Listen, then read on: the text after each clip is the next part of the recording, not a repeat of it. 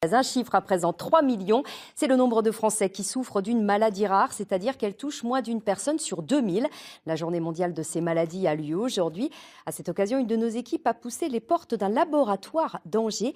Les chercheurs y travaillent sur une maladie, la cécité héréditaire. Éric Auban et Gonel Riet.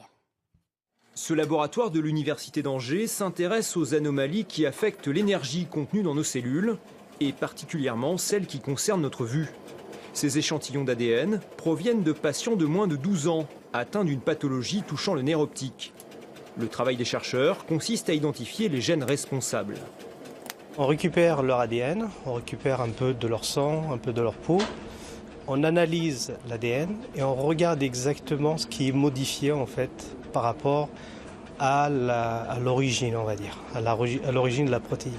C'est la première fois qu'une telle étude est conduite chez l'enfant. Jusqu'à maintenant, le seul diagnostic fiable est celui rendu pour les patients adultes les plus touchés par ces maladies héréditaires. Avant l'initiation de ce programme, il y avait 3 gènes qui avaient été identifiés. Actuellement, grâce au travail qui a été réalisé dans le laboratoire, on en est à 7 nouveaux gènes qui sont impliqués donc dans des neuropathies optiques précoces chez l'enfant. Ce sont essentiellement des maladies extrêmement graves, extrêmement rapidement cécitantes. Et donc en général, ce sont des maladies récessives, donc avec une complexité en termes génétiques beaucoup plus importante que pour les patients adultes. Pour mener à bien ce projet, 60 000 € ont été réunis par la Fondation Visio. Cette structure, basée à Angers et fondée par l'Association des chiens guides d'aveugles de l'Ouest, soutient des programmes de recherche pour les personnes déficientes visuelles ou malvoyantes.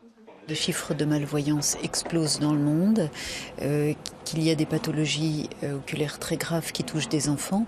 Donc l'objectif pour nous, très clairement, c'est de pouvoir aider à diagnostiquer plus précocement, donc prévenir pour mieux guérir. Les espoirs fondés sur ces travaux sont importants.